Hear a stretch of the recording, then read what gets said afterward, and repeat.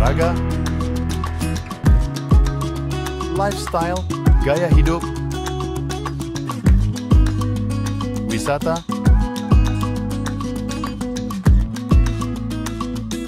budaya,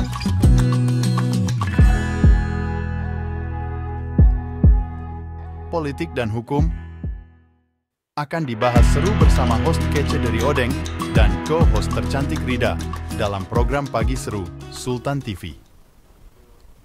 Assalamualaikum warahmatullahi wabarakatuh. Halo pemirsa setia Sultan TV dimanapun Anda berada. Senang rasanya pemirsa kembali lagi bersama saya Raudlo Rida tentunya di Pagi Seru. Ulas berita, no kaku-kaku. Pemirsa, apa kabarnya nih di hari ini Jumat 16 Mei 2025? Semoga pemirsa selalu diberikan kesehatan, kebahagiaan, dan kelancaran nih dalam menjalankan aktivitasnya pada hari ini tentunya.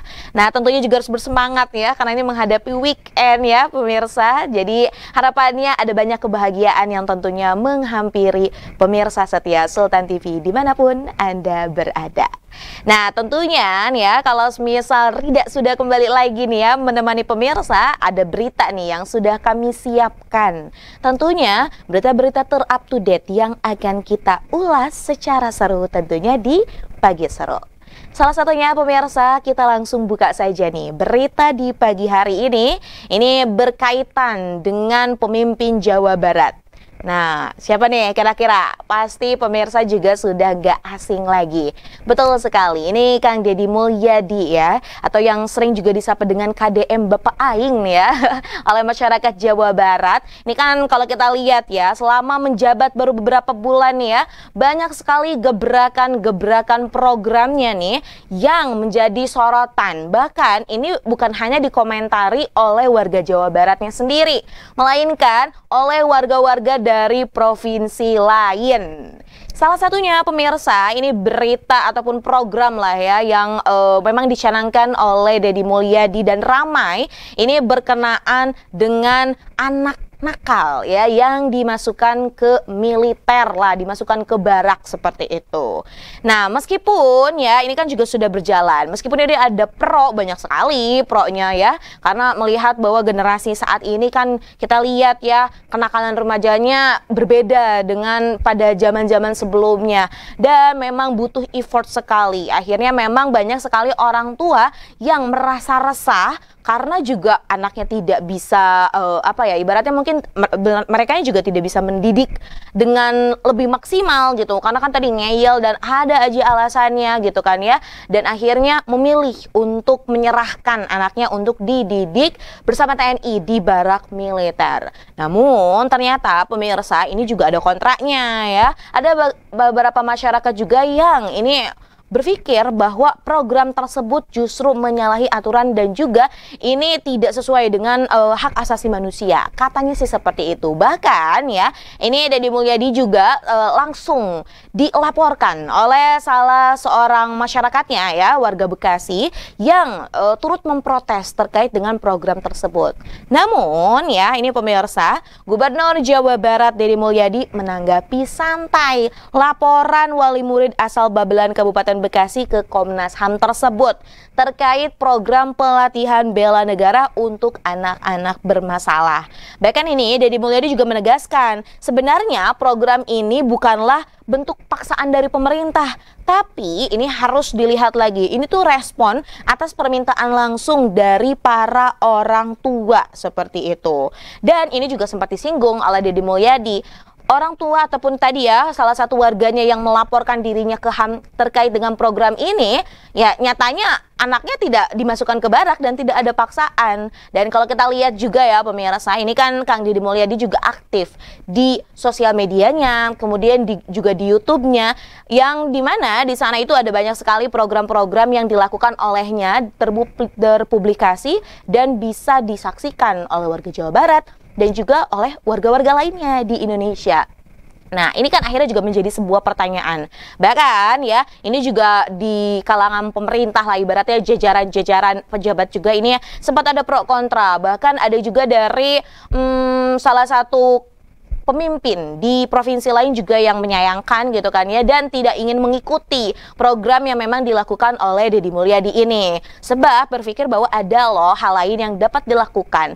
Namun nggak sedikit juga ternyata provinsi-provinsi di Indonesia yang turut ya, ini kayaknya mau ngikutin programnya dari Deddy Mulyadi yang memasukkan anak-anak bermasalah ke dalam barak.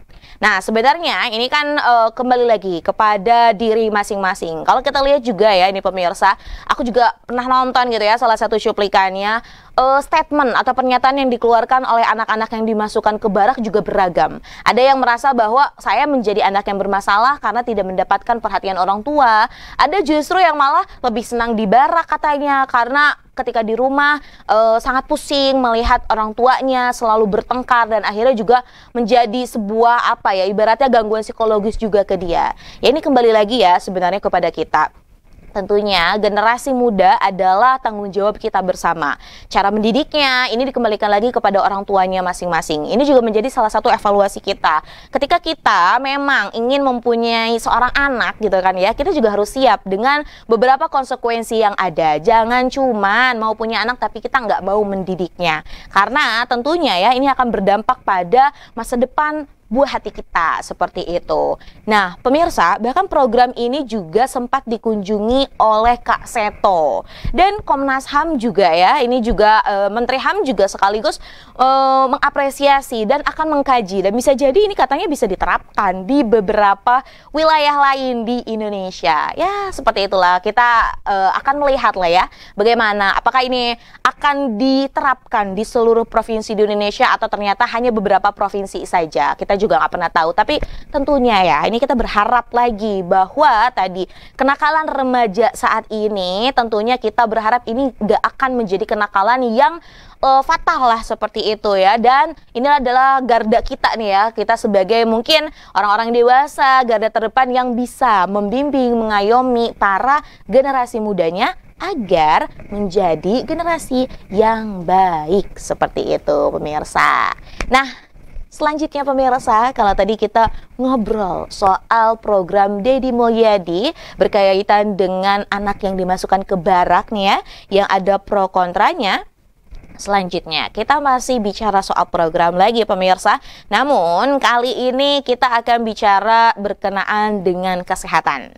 Ya pemirsa, ini sempat ramai ya terkait dengan mutasi salah seorang dokter ya, yang juga merupakan pengurus Ikatan Dokter Anak Indonesia oleh Menteri Kesehatan seperti itu, yang dimutasi di tempat lain, namun ini akhirnya justru menuai polemik. Nah, kok bisa sih seperti itu gitu ya? Nah, ini kalau kita lihat ya, Dr. Pimprim yang merupakan staf pengajar senior di Departemen Ilmu Kesehatan Anak FKUI RSCM Jakarta, yang juga menjabat sebagai Ketua Umum Ikatan Dokter Anak Indonesia IDAI, ini langsung ya ibaratnya melaporkan lah kepada DPR terkait dengan tindakan yang dilakukan oleh Menteri Kesehatan yang dirasa ini tidak sesuai, dan ini ada katanya abuse of power seperti itu ya. Kenapa sih katanya sih, kalau misal kita lihat ya, ini ada mutasi-mutasi yang dilakukan oleh Menteri Kesehatan, namun ini tidak sesuai dengan prosedur yang ada seperti itu. Namun ini langsung dibantah juga ya, atau langsung direspon pemirsa oleh Menteri Kesehatan itu sendiri ya, yang merupakan Budi Gunadi Sadikin, yang mengklaim bahwa sebenarnya upaya mutasi dokter yang bekerja di sejumlah rumah sakit vertikal Kementerian Kesehatan bukan tanpa alasan yang jelas. Katanya sih menyatakan hal itu sebenarnya udah berlangsung sejak lama, dan ya katanya ini mengklaim bahwa sebenarnya mutasi itu dilakukan untuk melakukan pemerataan tenaga kesehatan yang akan dilakukan secara berkala di rumah sakit di seluruh Indonesia seperti itu. Namun ya, ini juga langsung ditambah statementnya lah seperti itu, bahwa dari Menteri Kesehatan sendiri mengatakan selama ini katanya budaya dokter tidak boleh berpraktik di tempat yang bukan menjadi tempat ia memperoleh kelulusan sebagai dokternya ini katanya nggak bagus seperti itu. Ya intinya kalau kita lihat nih ada apa ya, saling-saling balas statement lah ya seperti itu. Makanya katanya mutasi ini dilakukan untuk mengubah budaya persaingan yang tidak sehat tersebut seperti itu. Ya ternyata kalau kita lihat juga nih pemirsa, ada banyak dokter juga yang mendapatkan mutasi. Namun ya salah satunya ini juga disampaikan oleh ketua IDAI seperti itu, yang katanya sih menyayangkan ada salah satu dokter yang merupakan tenaga ahli juga lah gitu ya, dipindahkan ke satu rumah sakit. Ternyata gitu kan ya, di rumah sakit tersebut sudah banyak ahlinya gitu, ada ibaratnya yang sesuai dengan kemampuan itu ada 3 orang lah seperti itu. Jadi bukan pemerataan dong kalau seperti itu, kayak katanya sih seperti itu. Nah ini juga masih dikaji lagi seperti itu ya pemirsa, berkenaan dengan pemerataan ini. Ya tentunya akhirnya ini banyak sekali ya, kalau kita lihat juga ada beberapa salah satunya juga keputusan-keputusan yang sebelumnya memang berada di bawah presiden ya, dari beberapa sumber yang dibaca gitu kan ya, tapi ternyata sekarang sudah ada di bawah Kementerian Kesehatan. Nah ini disayangkannya, khawatir gitu kan ya, ketika di bawah Kementerian Kesehatan ini yang terjadi ada beberapa hal yang tidak sesuai gitu kan ya, dan mengedepankan salah satunya juga kepentingannya bukan kepentingan halayak umum tapi kepentingan pribadi. Ini yang disuarakan juga oleh para dokter-dokter yang ada.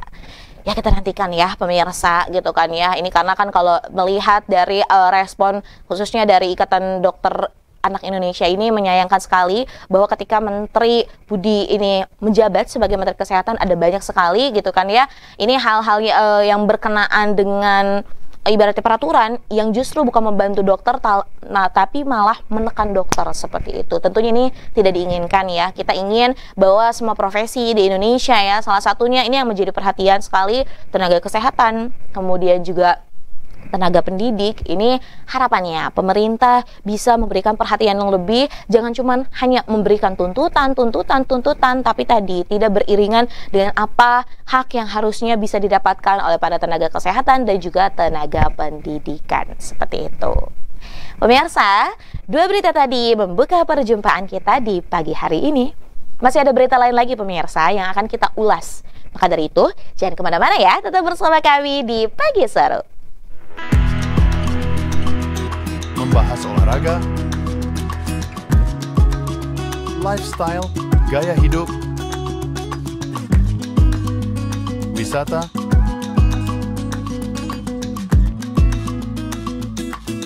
budaya,